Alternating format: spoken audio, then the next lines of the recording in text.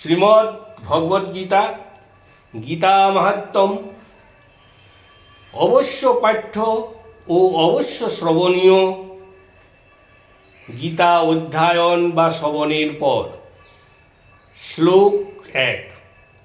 গীতাশাস্ত্রমিদং পুণ্যং য পঠেৎ পযত পুমান বিষ্ণু পদমবাপ্নোতি ভয় শোকাদি বর্জিত। যে পুরুষ সংযত চিত্ত হইয়া পুণ্যপ্রদ এই গীতাশাস্ত্র পাঠ তথা শ্রবণ করিবেন, তিনি ভয় এবং শোকাদি রহিত বিষ্ণুর ধাম বৈকুণ্ঠাদি প্রাপ্ত হইবেন। শ্লোক ২। গীতাধ্যায়নশীলস্য প্রাণায়াম পরস্য চ নৈব সন্তি হি পাপানি পূর্বজন্ম কৃতানি চ। গীতাশাস্ত্র অধ্যয়নশীল ও প্রাণায়াম পরায়ণ ব্যক্তির পূর্বজন্মকৃত বা এই বর্তমান জন্মকৃত কোনো পাপই থাকে না, সমস্তই ভস্ম হইয়া যায়। শ্লোক ৩। মলনির্মোচনং পুংসাং জলস্নানং দিনে দিনে স্বকীদ গীতাস্তোষী স্নানং সংসার মলনাশনম। মনুষ্যের প্রতিদিন জলে স্নান দ্বারায় যেমন শরীরের মল তথা দুর্গন্ধ দূর হয়, সেইরূপ একবার মাত্র গীতারূপ জলে স্নান করিলে অর্থাৎ গীতা পাঠ বা শ্রবণ করিলে সংসার রূপ মল তথা পাপ নাশ হয়। শ্লোক ৪। গীতাসু গীতা কর্তব্যা কিমনৈ শাস্ত্র বিস্তরৈ যা স্বয়ং পদ্মনাভস্য মুখ পদ্মাদি নিশ্চিতা। যে গীতা স্বয়ং ভগবান শ্রীকৃষ্ণের মুখপদ্ম হইতে বিনির্গত হইয়াছে, তাহারই নিত্য সুন্দর রূপে শ্রবণ অধ্যয়নাদি করা কর্তব্য।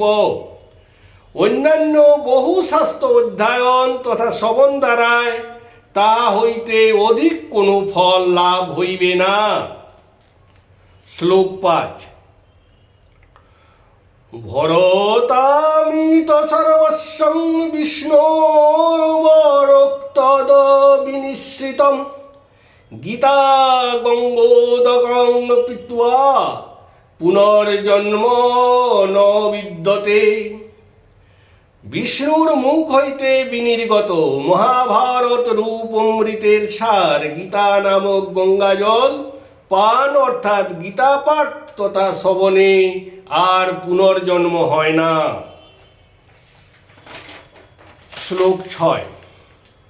সর্বোপনিষদ গাব দগ্ধা গোপালনন্দন পার্থ বৎস সুধীর ভোক্তা দুগ্ধং গীতামৃতং মহৎ।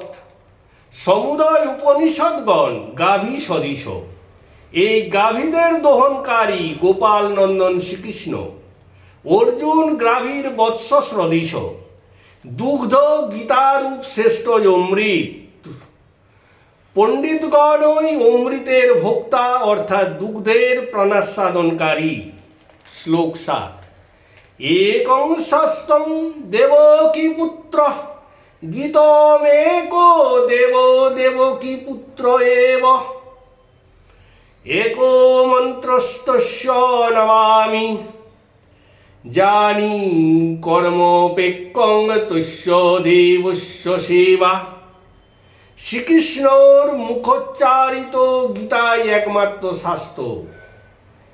কৃষ্ণই একমাত্র দেবতা। শ্রীকৃষ্ণের যে সকল নাম আছে তাহাই একমাত্র মন্ত্র এবং সেই দেবরূপী শ্রীকৃষ্ণের সেবাই একমাত্র কর্ম। গীতা মাহাত্ম্য সমাপ্ত।